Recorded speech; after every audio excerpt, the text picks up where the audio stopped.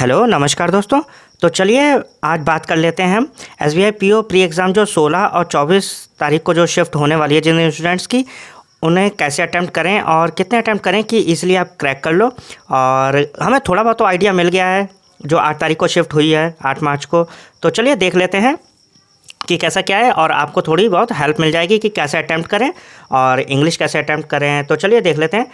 और इसमें देखिए जो हम लोगों ने पीछे शिफ्ट डिस्कस करी है, एनालिसिस सारी जो चारों शिफ्ट हुई हैं, तो उस समय इतना तो आइडिया मिल गया है कि 54 से 58 के बीच में जनरल का कट ऑफ जाएगा।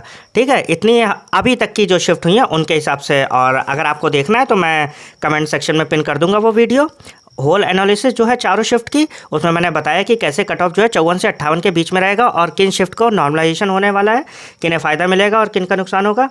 और आपके अटैम्प्ट जो हैं 65 से ऊपर होने चाहिए और एक्यूरेसी आपकी कितनी होनी चाहिए, 90 से 95%। मतलब कि आप ऐसा समझ लो रफली कि अगर आप इंग्लिश के 35 क्वेश्चन कर रहे हो तो उसमें से आपके 31 तक सही हो जाने चाहिए, 30-31 तक। ठीक है, 4-5 अगर गलत हो रहे हैं इंग्लिश में, बाकी क्वांट में और रीजनिंग में तो कोई गलत होने का सवाल नहीं है। तो यही मैं बताना चाह रहा हूँ कि इंग्लिश में थोड़ा बहुत आप 4-5 क्वेश्चंस का रिस्क ले सकते हैं। तो चलिए देख लेते हैं सेक्शनल कि कैसे सेक्शनल अटैम्प्ट करने हैं। और इंग्लिश में देखिए आपका टारगेट होना चाहिए 30 से 34 तक आपके अटैम्प्ट हो। देखिए ध्यान रखिए कि आपको गलतियाँ कम से कम करनी है। वहाँ पर इंग्लिश टफ आती है, पीओ लेवल में इजी तो आएगी नहीं। वहाँ पर आपको जो वर्ड्स होंगे वो कंफ्यूजिंग लग रहे होंगे कि ये वाला सही है ये वाला, अगर वो एंटोनिम्स सिनोनिम्स पूछ रहे हैं या फिलर्स हो रहे हैं। और जो पैसेज भी है 2 ही आएंगे मेरे हिसाब से। तो आप लोग ध्यान दीजिएगा कि पहले जो है आरसी आपको सॉल्व नहीं करना और पैराजंबल सॉल्व नहीं करना है, ठीक है, उसमें वरना टाइम चला जाएगा आपका।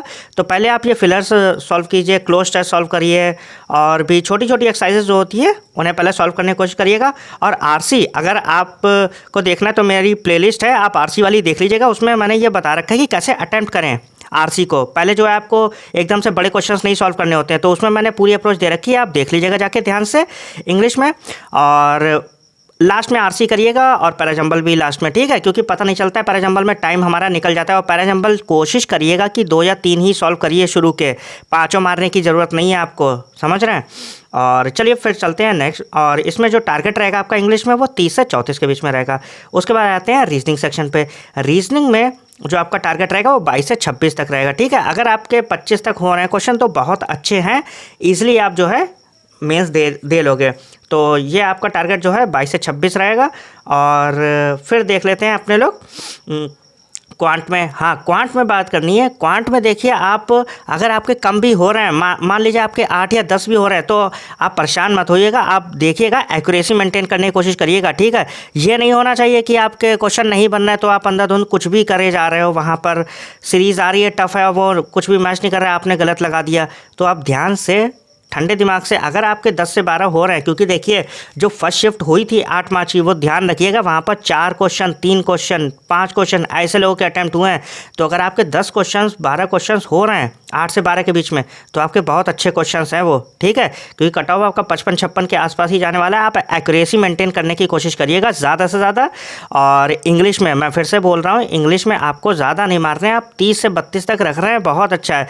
देखिए एज वही लोग लेके जाते हैं जो एक्यूरेसी के साथ पेपर सॉल्व करते हैं। ये नहीं कि ज़्यादा मार के आ गए आप 80 मार के चले आए और आपकी एक्यूरेसी है नहीं, ठीक है। तो आपको एक्यूरेसी भी मेंटेन करके रखनी है और आरसी लास्ट में, पैराजंबल लास्ट में, ठीक है। और अगर आपको आरसी की देखनी है कि आरसी कैसे सॉल्व करते हैं तो वो मैंने प्लेलिस्ट बना रखी है, आप वो देख लीजिएगा, ठीक है। और all the best, thank you.